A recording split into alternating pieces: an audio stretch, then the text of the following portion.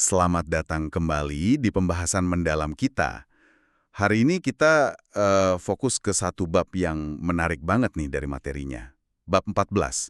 Judulnya Kejutan Belajar. Sifat terburukmu bisa menjadi sifat terbaikmu. Iya, judulnya aja udah bikin penasaran ya. Banget. Kita kan sering dengar ya, nasihat ini itu soal kebiasaan belajar yang benar. Tapi ini kok malah bilang yang kita anggap jelek atau lemah itu bisa jadi bagus. Betul sekali. Sumber ini tuh kayak ngajak kita mikir ulang gitu soal apa sih belajar efektif itu. Kita nanti lihat soal video game misalnya. Nah, itu dia. Terus belajar hal yang beda banget, cara nyatat, bahkan soal kecepatan mikir kita yang mungkin dianggap nggak ideal, tapi ternyata ya itu ada sisi lainnya. Oke. Jadi misinya kita lihat perspektif baru ya, biar bisa belajar lebih oke lagi. Sip, Depat. langsung deh ke kejutan pertama, video game. Ini pasti, bikin kaget orang tua atau kita sendiri juga sih. Kan sering dibilang buang waktu, bikin nggak fokus gitu kan. Seringnya gitu ya. Tapi di sini ada catatannya. Yang disorot itu jenis gamenya, nggak semua game. Oh gitu. Gimana tuh? Misalnya game aksi, ya, itu katanya bisa ngelatih fokus visual, reaksi jadi lebih cepat. Terus game kayak Tetris, itu kan spasial ya. Nah, itu bisa bangun kemampuan ngebayangin ruang. Penting buat STEM itu ya, science, teknologi. Betul, engineering, matematika. Jadi kuncinya bukan asal main game, tapi aktivitas spesifik di gamenya itu yang ngelatih otak kita. Jadi main itu bisa jadi latihan kognitif juga gitu. Oke. Jadi jenis game sama latihannya ya. Tapi kan tetap aja ada risiko kecanduan atau jadi susah fokus ke yang lain nggak sih? Ya, tentu. Makanya moderasi itu penting banget. Disebut juga kok di sini kalau game kayak The Sims itu kurang latih kontrol atensi.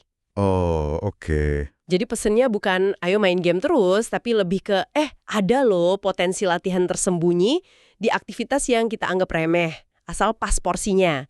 Bahkan buat orang dewasa juga bagus buat jaga ketajaman otak. Menarik.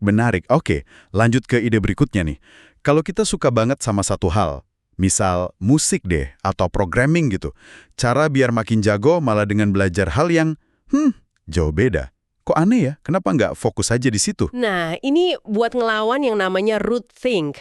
Jadi biar nggak mikirnya di jalur itu-itu aja. Root think, oke. Dengan belajar bidang lain, misalnya musisi belajar fisika atau ya programmer belajar filsafat, itu kita jadi punya pola pikir baru, metafora baru, konsepnya transfer. Transfer, maksudnya? Iya, jadi keterampilan atau cara mikir dari satu area kita bawa ke area lain. Hasilnya kita bisa lihat passion utama kita dari sudut pandang yang lebih seger gitu, lebih kreatif, fleksibel. Beda sama teman kita yang cuma fokus di satu bidang itu aja. Wah, jadi kayak dapat kacamata baru ya buat lihat passion kita. Bukan selingkuh, tapi malah memperkaya gitu. Persis, dapat perspektif unik. Nah, lanjut ya. Soal nyatet. Saya nih seringnya ngetik, kan cepet, rapi gitu ya. Tapi kok bab ini bilang nulis tangan lebih bagus. Padahal lebih lambat, kadang tulisan saya jelek lagi. Haha, sama. Gimana tuh penjelasannya? Apa bener gara-gara lambat itu jadi bagus? Iya, ada benarnya. Kalau ngetik, itu seringkali kayak transkripsi otomatis aja. Info masuk kuping, keluar jari, nggak terlalu diproses. Tapi kalau nulis tangan, karena lebih lambat, itu maksa otak kita buat proses dulu, nyaring informasinya secara aktif. Area motorik, sensorik juga lebih terlibat. Nah, ini bantu bangun brain links. Brain links, koneksi di otak gitu ya? Betul, koneksi sarafnya jadi lebih kuat. Jadi bukan sekedar nyatet, tapi kita mikir pas nyatet itu. Oke, masuk akal sih. Ada saran praktisnya nggak di situ? Cara nyatetnya gitu? Ada. Disaranin kayak bagi halaman gitu. Satu bagian besar buat nyatet pas dengerin atau baca. Terus nanti pas nge-review, ada bagian kecil buat nulis rangkuman poin kuncinya. Oh, oke. Terus, nah ini penting.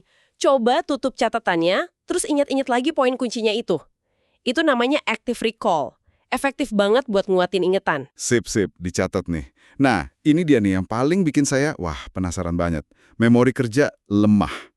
Maksudnya susah ingat banyak hal sekaligus gitu kan? Iya, betul. Kok bisa jadi keuntungan?